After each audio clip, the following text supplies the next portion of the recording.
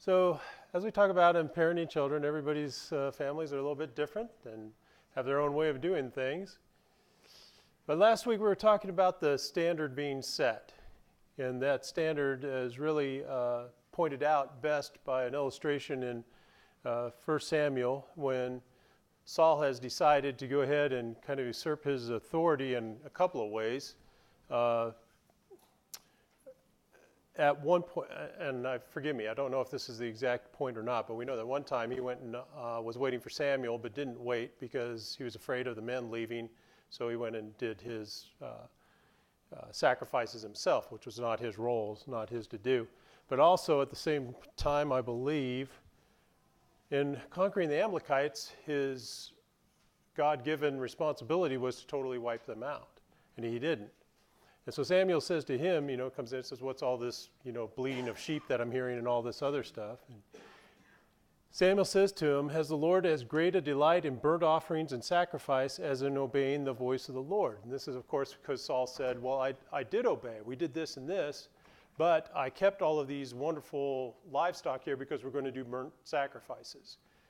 And so he's telling him, look, that's not the thing. You've missed the whole point.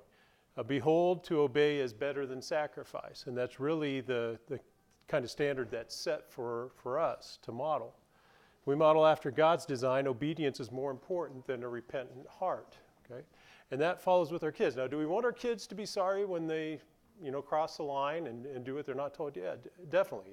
It's a good sign. If you have a kid who's just totally, stubborn and not repentant at all, that we're not too happy with that. But really, it goes beyond that. We're wanting obedience as the golden standard that we're trying to hold to. First-time obedience is another thing, something that isn't negotiated, something that isn't drawn out or anything. Well, how do parents undermine the process of obedience? We talked about this. Threatening and repeating. Who can give us a quick just review of what we talked about with that? Threatening and repeating.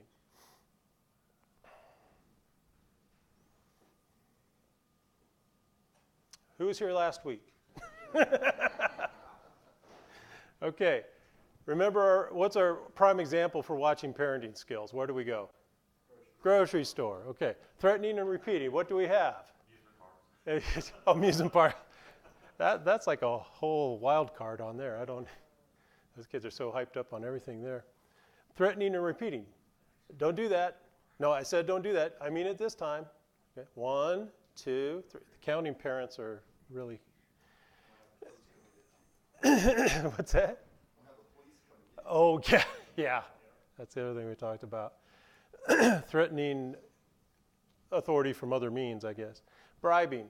We'll talk a little bit about later in our lesson today about goal incentives and rewards.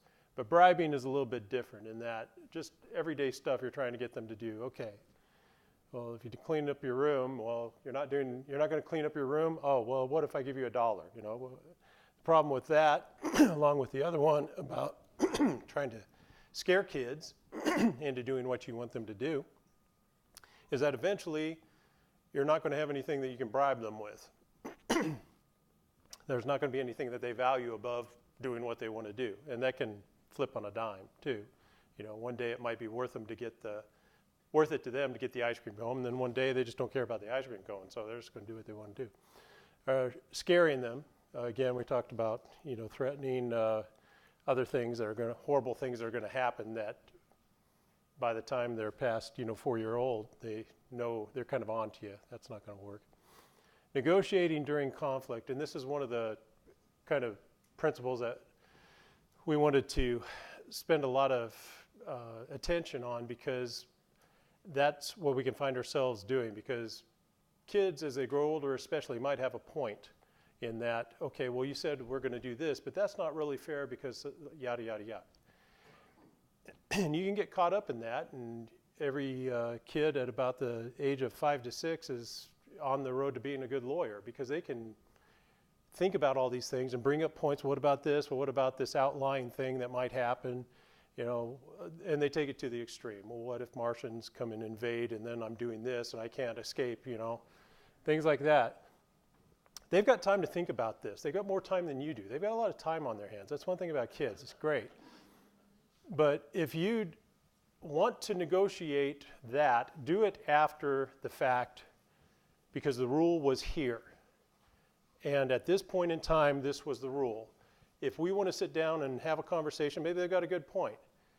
Make it after this time, because at this time, this was the rule. So don't negotiate during the conflict when they've crossed the line. Do that later if it seems appropriate. Something that we need to remember is reinforcing your child's disobedience is fostering sin. That's a concept that we have from the Bible, and we've supported it with Scripture in the previous lessons. But anything that you're doing to help your kid reinforce that is not going to go well for them. And direct and willful defiance has to be handled. And it should be handled at that point in time, as opposed to you wait till your father gets home or anything like that. It's like Barney says, nip it in the bud. You know, that was kind of really a throwaway line if you guys ever watched the Andy Griffith show. That was Barney kept just going over that. But he's right. If you take care of it at the beginning and correct that behavior, you're not going to have problems later on the road as many problems as if you let it foster and just go on. I never thought it was bud. Like, now that I have fruit trees, I know what he's talking about. Yeah. Before the flower even blooms. Yes. Right? Yeah. Before it had that chance to fruit, you want to take it out. Yeah. Before that gets going, you go ahead and get that corrected at the beginning, and it saves a lot of. One is patterning. The kid doesn't, and it's not fair to the kid. If you let that go on, then all of a sudden, well, no. In one way, it's not fair to the kid. Number one, they should always be just, accepting your rules and going from there.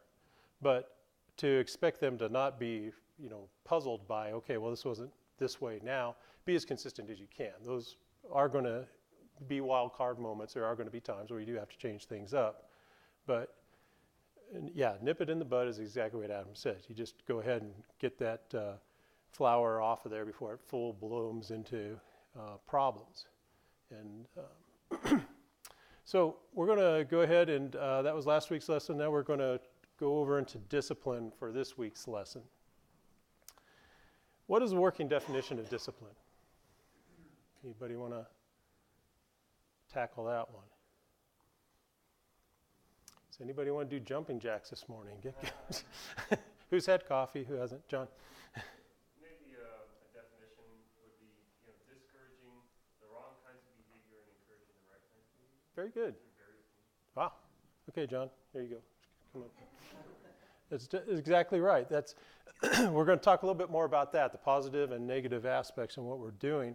But as far as discipline goes, how do we commonly use that word? They are pain. One at a time. What else do we have? Huh? We kind of use it interchangeably with punishment. Punishment. There we go. And people were saying pain, spanking, whatever. Yeah, that's how we commonly use that. Well, he needs more discipline. Well, okay, some kind of a punishment, timeout, whatever we do with them. But really, when you think about discipline, it comes from a root word of disciple. And that's kind of a whole different, maybe not so much totally different, but a broader application when you think about it. A disciple is one who learns. A follower of a teacher or a mentor or a trainer, somebody who's taking instruction. A student of a mentor, teacher, or other figure. If somebody's a student, what does that imply? They're learning, they're studying, right? One who studies, this is not blind following. We should be pushing our children at the appropriate point to know the principles behind the actions that we're laying down. And this kind of went in line a little bit with one of the questionnaires that I had people fill out. And this couple had put the answer to what is the best thing you did correctly in raising your children, teaching them to find the truth for themselves, not just to believe us. Okay. So that's a good thing to foster as you go through life. I mean, if you're raising a rule follower, they're going to come to an age where they make their own rules.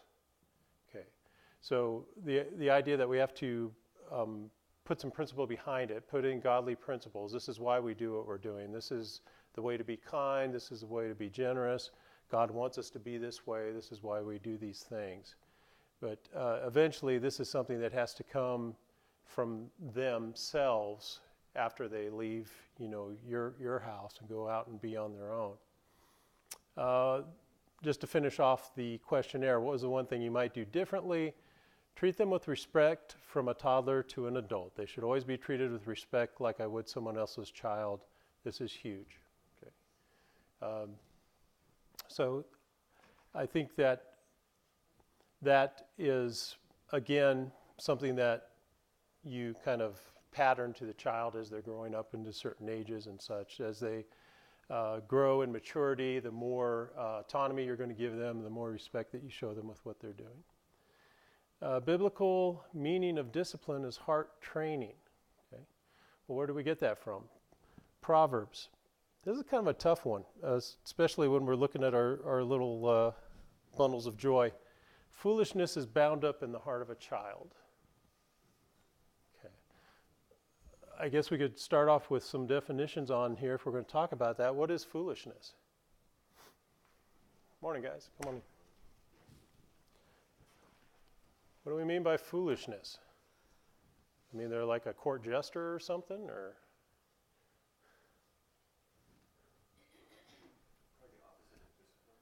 Opposite of discipline, okay. Okay. Just kind of doing their own thing. Alex? Okay.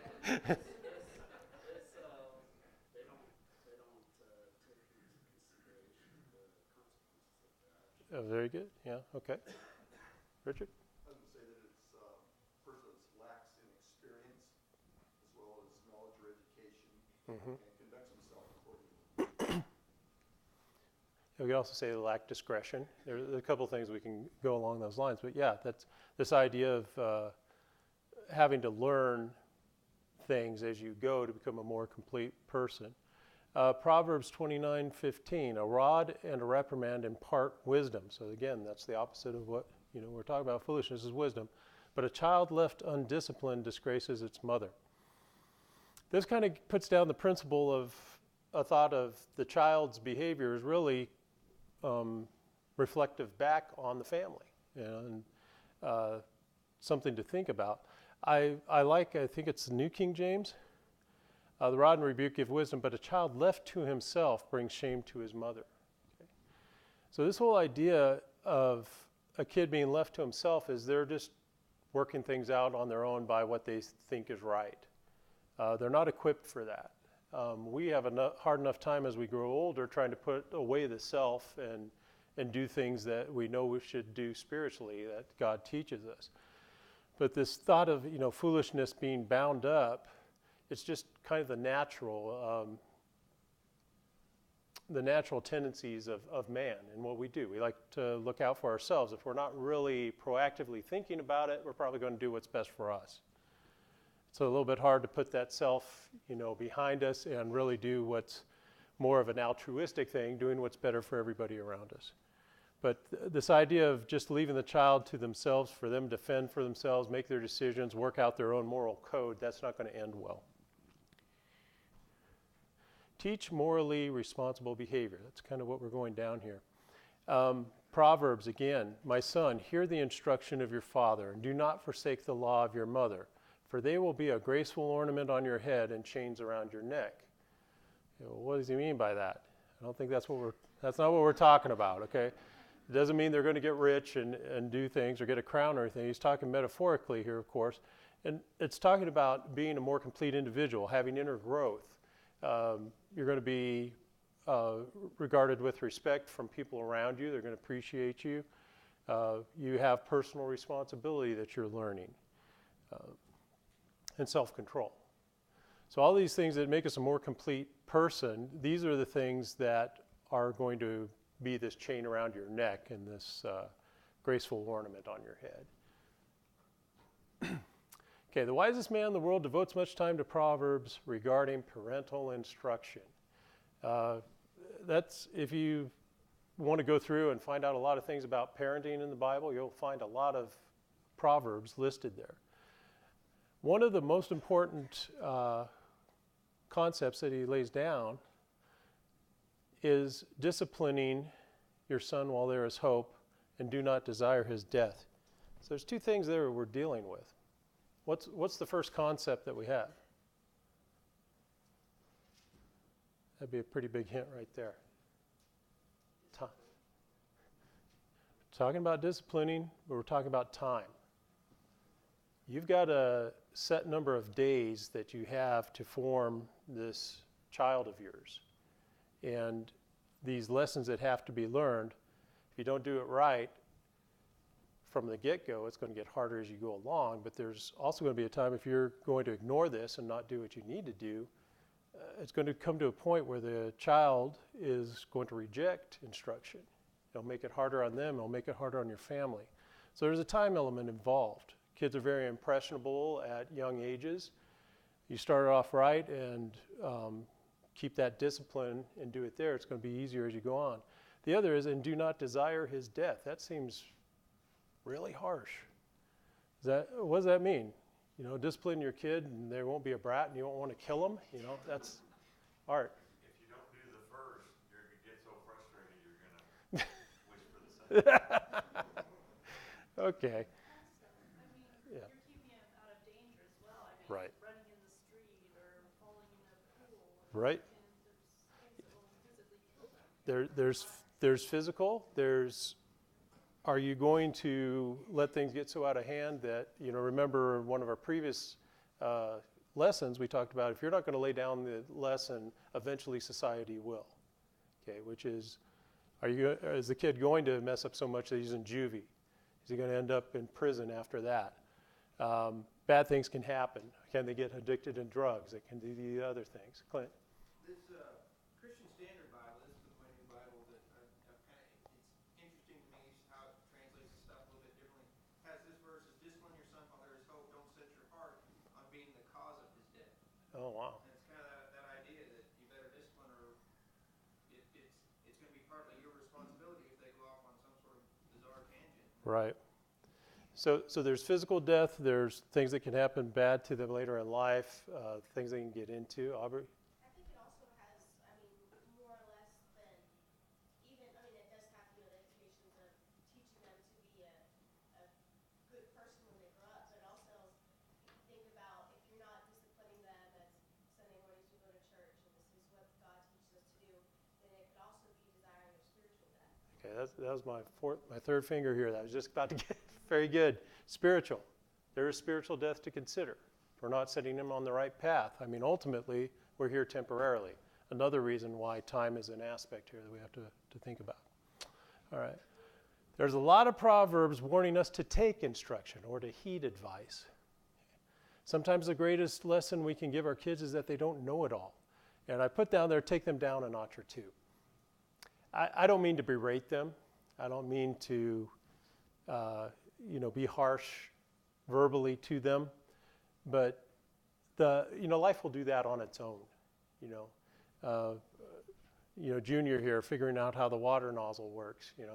It's funny. I was painting our neighbor's house and had left airless paint sprayer and had run enough water through it so that it wasn't going to gunk up but I was going to use it the next day. So I just left it back there and said, oh, by the way, my stuff's back there and keep the kids away.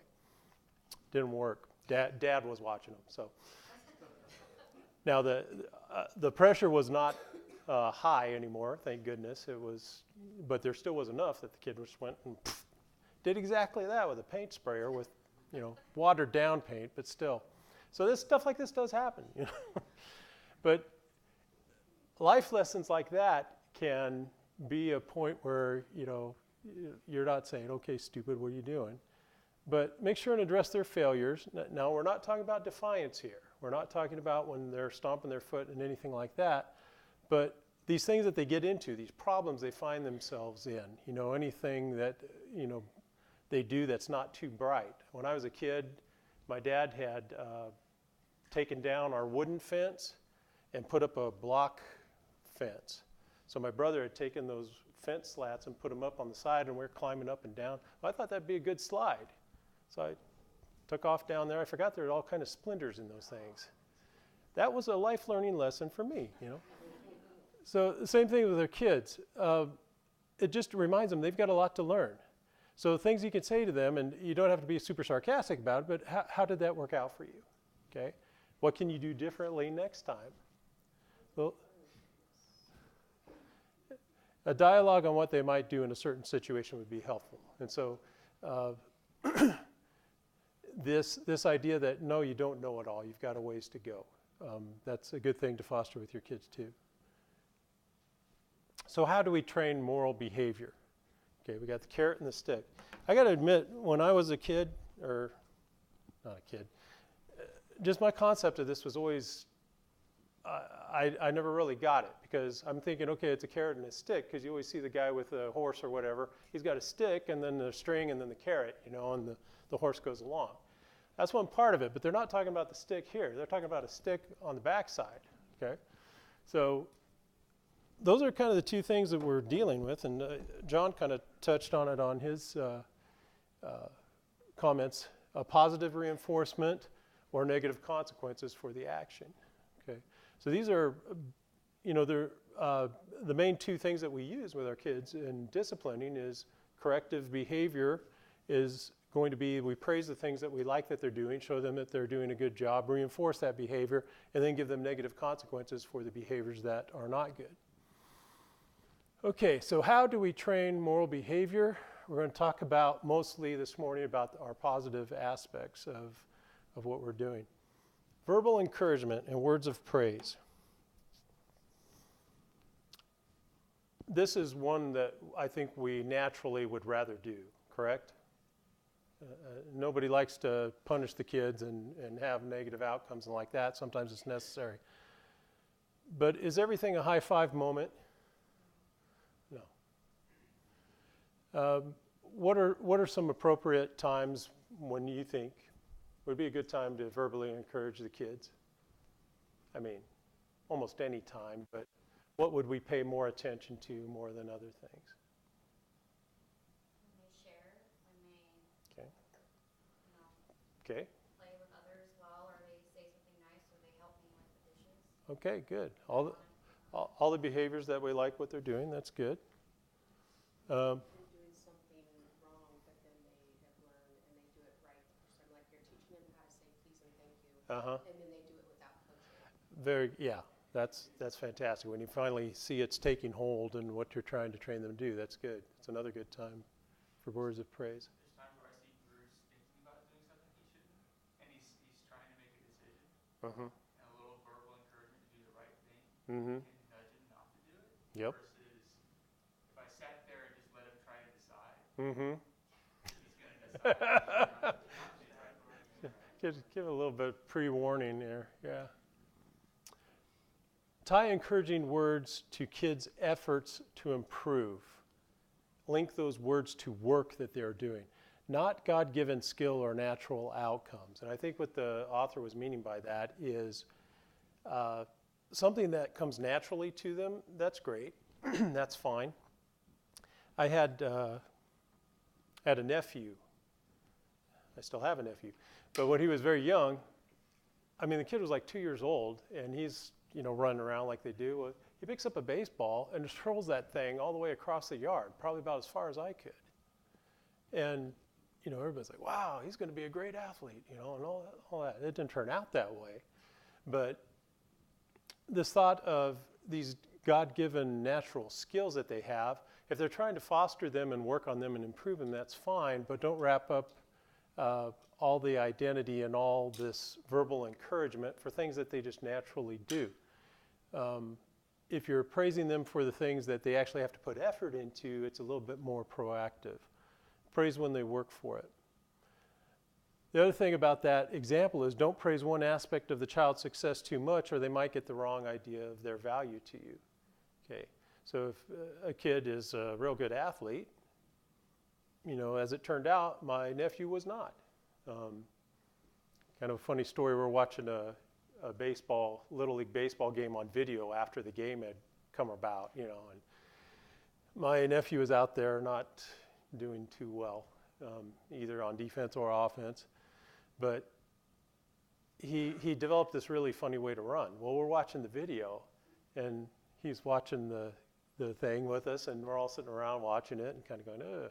And he goes, look at that kid run. And his sister goes, that's you. It's like, oh. So if you have everything incorporated into you know, this one aspect of his life, oh yeah, you're a real good athlete, or you're going to be a real good athlete. If they fail at that later on, that could be a stumbling block as far as what they perceive their worth is to you. Wasn't that like every teenage movie where like, oh, my dad wants me to be an athlete, but I want to go and be an Yeah. artist or something, or Yeah. like High School Musical where he Yeah. wanted to be in theater and his dad wanted to be a basketball star. So it's Right. just like all of this, the Uh, dad really likes the athletic ability and they want to do something different. Right, or you could push it into any other aspect. Yeah, that could also be reversed. You know, I don't want to be Shakespeare dad. I want to play basketball. You know. Yeah, it's a common teen movie theme.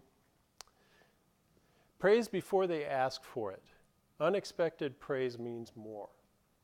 So and that's something that I was shut your ears, Bailey. That's something that I would get kind of wrong a lot of the times. You know, Dad, didn't I do good? Yeah, you did fine. Yeah. Unexpected praise, paying attention, building them up before they have to ask for it is better. It's a better way of going about it. So verbal encouragement. Okay, now talking about this goal incentives. We got the kid here serenading the Swedish chef, I guess. I don't know what that's all about. Tangible external reward to motivate a child to try harder at a particular development area. Clint? You know, going back to that the last slide, the idea of that, those words of praise and the, you know, the idea of training moral behavior, you know, that doesn't ever stop as a parent. You know, reading through that, I kind of think of, you know, like some comments from Mary teaching kids how to do the right please and thank you and things like that. But I mean, as your kids get older, they're going to be dealing with doing the right thing in school, doing the right thing around their peers, you know, with kids, with my kids' age, you know, trying to make decisions about work schedules, and you know, I mean, that positive reinforcement keeps going and keeps going. I mean, it's easy to think that once, I mean, it's easy to get stuck in that thing, like you're saying, that forgetting to praise even the kids as they get older and make, you know, more big boy, big girl decisions. Still, praise from mom and dad still helps, you know? Yeah. So it's not like you kick them out the door and say, you're adult, you know, figure it out yourself. No, family dynamics continue from there. Yeah. One other aspect on that too. That's really Get stuck on encouraging to see it reflected. We get to the point where I could hear my kids, you know, talking to each other and they're saying, "Hey, good job doing this or that." Even if they're watching, you know, play a video game, like, "Wow, good job." and maybe again, maybe I do it too much, but it's really encouraging to hear that. Yeah. All right, any other comments on this slide before we go? All right, goal incentives. Okay, this is where we're dangling the carrot, right? A tangible external reward to motivate a child to try harder in a particular developmental area. Okay, again, we kind of want to break this off a little bit from rewards for doing, number one, what you ought to do. Number two, what's morally right to do. This is more, goal incentives are kind of like this, motivate the actions associated with developing skills and talents, natural physical attributes. The way I kind of picture this in my head in talking about this is this kid with the guitar. We had a kid who wanted a guitar. We got the guitar, and it's been sitting collecting dust for the most part since. Did we buy a really nice guitar? No. We bought the bargain basement guitar. And that might even be something that, you know, a kid shows a little bit of interest in, wants to do. Well, okay, if you want to do that, you want us to expend the resources to go ahead and get you interested in this, that's a good thing. Realize that they might not follow through with that, it might be a passing fad. So maybe we rent the guitar, maybe we see about some lessons, but we don't go out and buy Stratocaster 500 or whatever, the big top line model or anything like that. That could be something that's an incentive. As you get better and show us that you're really serious about doing this particular activity, we'll talk about getting the nicer guitar. We'll talk about getting a guitar if we're renting one now. Different things like that where you're having these goal incentives of physical things and rewards kind of tied to how they're developing these skills that they have. Ride a bike, play guitar, even improving grades or learning to type, things that here, you can put these rewards out there for them to see, and that's a good thing for them to learn. If you work hard, you will see some return from your investment in that, I guess. But to point out the positive outcome of what they're doing. It doesn't always have to be some kind of material reward, but just showing them, well, look, what you're doing there is good. You're really developing that skill, and you've gone to the next level. So this is for morally neutral activities. What we mean by that, it's not something to do with proper attitude or behavior. It's just things in life that we're doing, things, interests, skills that we're doing that are neither a morally good thing or converse to that would be a bad thing. But these are just items that are things that we get into, skills that we develop, things that we learn to do. Would you put potty training on those things? I don't know. We did both. With our kids, we had the carrot and the stick out on them. That's a tough one.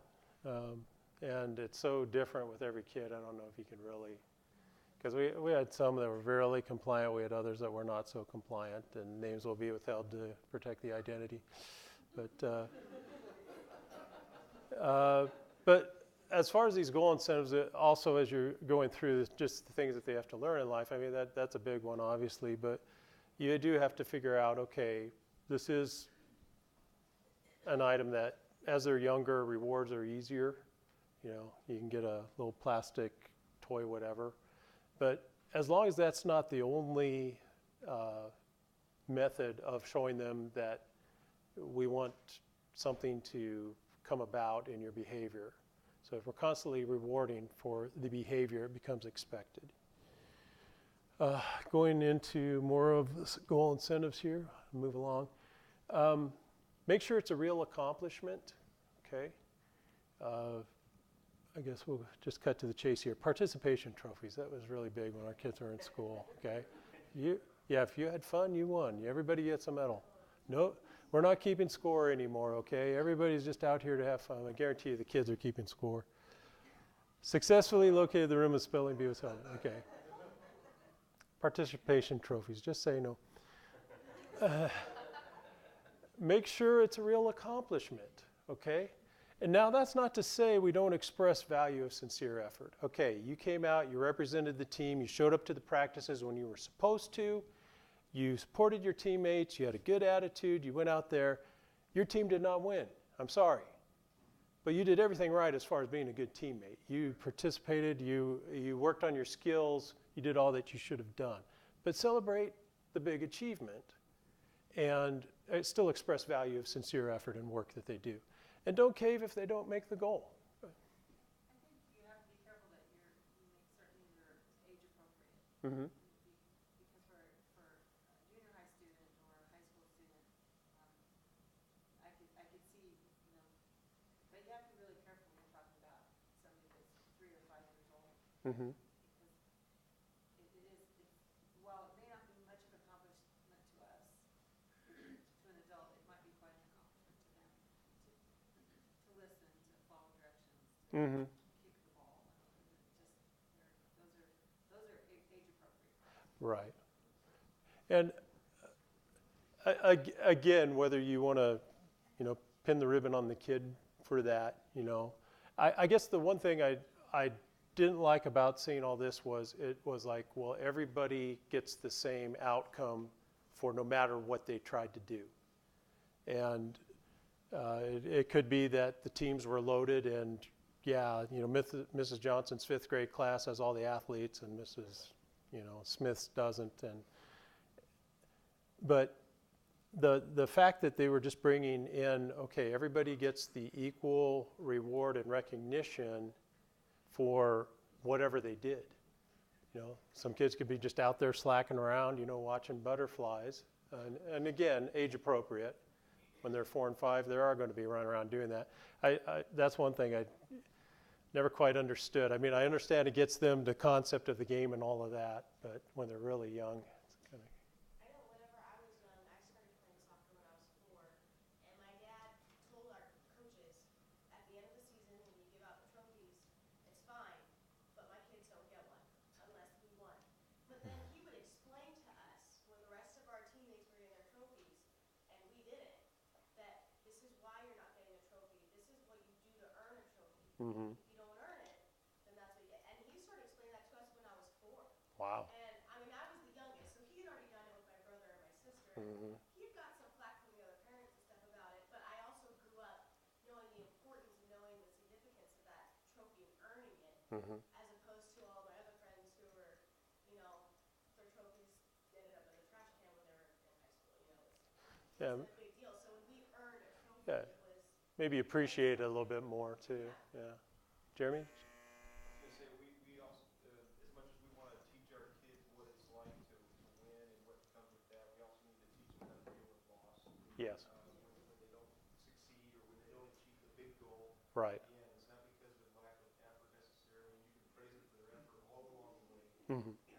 But when they have to deal with the heartbreak of losing that game or whatever, or not coming in to get all the way to the finish, right, after the Mm-hmm. season and get to the big game and lose and have to go home with that feeling. Right. I was on a school bus coming back home from a football game in high school, and big guy is just crying, Mm-hmm. because they lost that big important game. And, Mm-hmm. I was sitting there going, it's a big deal, I didn't have as much investment in it. Yeah. It's not the end of the world when you lose the big game. Yeah, that's something you have to teach kids perspective on too, and that.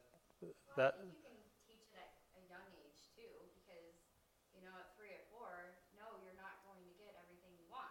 Right. And Logan's learning that right now, and it's Mhm. really hard. Well, you gotta teach him, you can't get everything you want. You're not going to win everything. yeah, and that comes from the start of as soon as they learn what's that, chutes and ladders, whatever your board games are that you start them off with. It's just a learning experience. We're just here to learn, help you do your ABCs. No, they're out to win, man. Come on. Teach them how to lose gracefully. Teach them they're not always going to win, and it's okay if you don't. Okay, talking about morally neutral activities and such versus moral things. Is it the activity or the attitude? Skills and talents, things like that are neutral, but matters of the heart, the behavior that they have, their relationships with other people and how they're treating them, that's the moral aspect that we need. Positive reinforcement, here's a few things. This will probably be the last one we'll get into. This is kind of pre-activity encouragement. And when I first read through this, I thought, well, this is cheating, okay? Because it talks about a verbal reminder or setting the stage for the kids, okay? Ryan, Mr. Smith is coming over today. Be sure to say hello when he arrives. That would be respectful. Okay. Jeannie, remember that we don't run in the church building. Older folks need us to behave safely around them. Okay. That's before you set your kids in the environment, you're giving them a reminder up front. It's an encouragement to do the right thing and a reminder to them. All right, so maybe that won't be the last thing we do. Dialogue questions. This is kind of in the same vein as you're talking about. Who can tell me the rules for when we're in the store? Okay. What would be the proper way to act at the Andersons' house today? Okay. Kids take ownership of their behavior when they verbalize the rules of conduct. It's a reminder to them, but it also, you have this dialogue. They're actually the ones saying it. Kids like to receive praise for the right answers too, but it also reminds them as you're going in, okay, this is what we're doing today. And if you can put it in a form of dialogue as opposed to going in and just laying down the rules again, it might stick better with them when it comes out of their mouths and they're repeating it. At least you've You know, you can take a tape recorder and you've got evidence there, right?